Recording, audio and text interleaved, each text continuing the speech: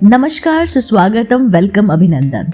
दोस्तों, आज के इस वीडियो में हम बात करने वाले हैं श्रीमद् भागवत से जुड़ी कुछ खास बातें। जय श्री राधे कृष्ण।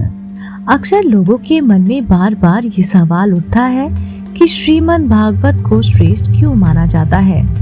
श्रीमद् भागवत में बहुत ही ज्ञानवर्धक बातें लिखी हैं। श्रीमद् भागवत की हर बात से हमें कुछ ना कुछ सीखने को मिलता है। आज हम आपको इस वीडियो के माध्यम से श्रीमद् भागवत की कुछ प्रेरणादायक बातें बताने जा रहे हैं। श्रीमद् भागवत के श्लोक पढ़ने या फिर ध्यान पूर्वक सुनने से मनुष्य को मोक्ष की प्राप्ति होती है। आप श्रीमद् भागवत का पाठ कभी भी कर सकते हैं या फिर करवा सकते हैं। आप चाहे तो रोज थोड़ा थोड़ा श्रीमद् भागवत का पाठ भी कर सकते हैं। हमारे शास्त्रों में श्रीमद् भागवत के मूल पाठ को लेकर कुछ कथाएं बताई गई हैं। शास्त्रों के अनुसार एक बार भृंग ऋषि ने महाराज परीक्षित को श्राप दिया कि 7 दिनों के अंदर तक्षक के काटने से उनकी मृत्यु हो जाएगी।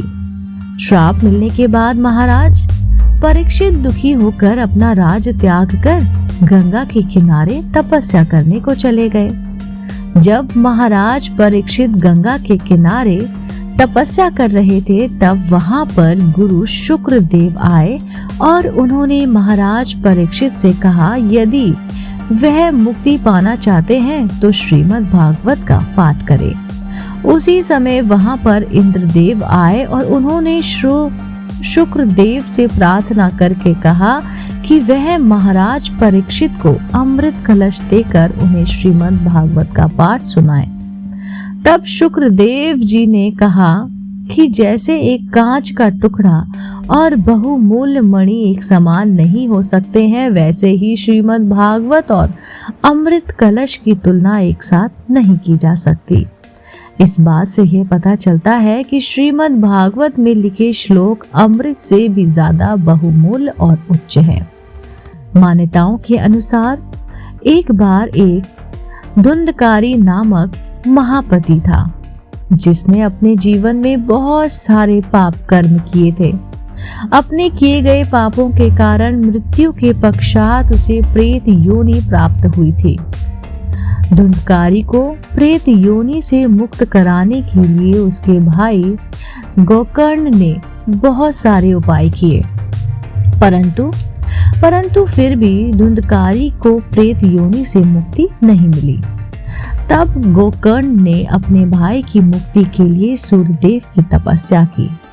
तब सूर्यदेव ने गोकर्ण को बताया कि श्रीमद् भागवत का पाठ करने से धुंधकारी की मुक्ति हो सकती है।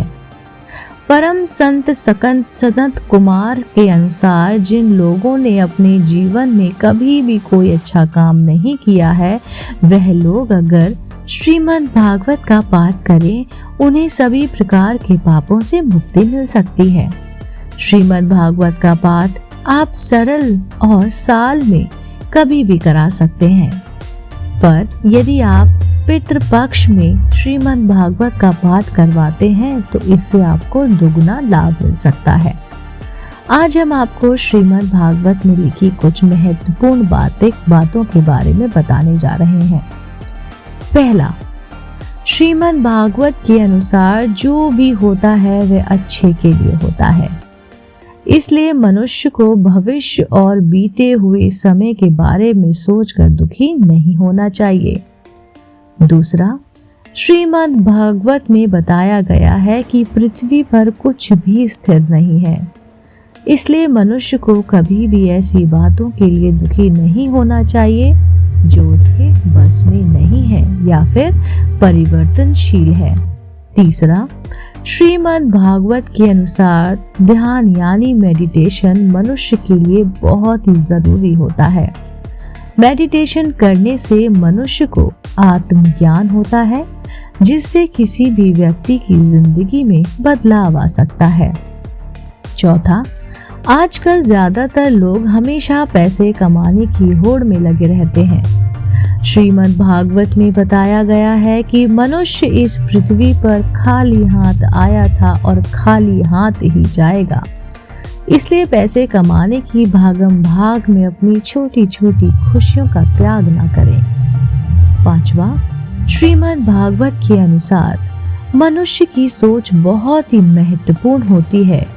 आप जैसा सोचते हैं या आप जिन बातों पर विश्वास करते हैं, समय के साथ साथ वही बातें सार्थक होती नजर आती हैं। अर्थात यदि आप सकारात्मक विचार रखते हैं तो आपके साथ सभी चीजें अच्छी होंगी।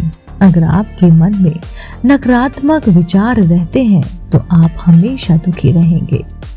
6, श्रीमद् भागवत में बताया गया है कि मनुष्य को हमेशा स्वयं पर विश्वास रखना चाहिए, क्योंकि आपकी सभी समस्याओं का हल आपके ही पास होता है। अगर आप अपनी किसी समस्या के लिए अलग अलग लोगों से सलाह लेते हैं तो आपकी समस्या कम होने की बजाय बढ़ सकती है। इसलिए आपको स्वयं पर ही और विश्वास होना चाहिए कि आपकी समस्या का समाधान सिर्फ और सिर्फ आप कर सकते हैं। अक्सर लोगों के मन में बार बार ये सवाल उठता है कि श्रीमद् भागवत को श्रेष्ठ क्यों माना जाता है। श्रीमद् भागवत में बहुत ही ज्ञानवर्धक बातें लिखी हैं। श्रीमद् भागवत की हर बात से हमें कुछ ना कुछ सीखने को मिलता है।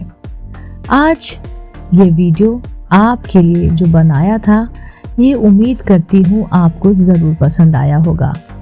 दोस्तों, आज के लिए इतना ही। अगर आपको ऐसे ही धार्मिक पौराणिक कहानी कथाएं सुनना देखना पसंद है तो आप जुड़े रहिए आपके अपने पसंदीदा YouTube चैनल से। मैं फिर से उपस्थित होती हूँ एक नई जानकारी के साथ। तब तक के लिए नमस्कार।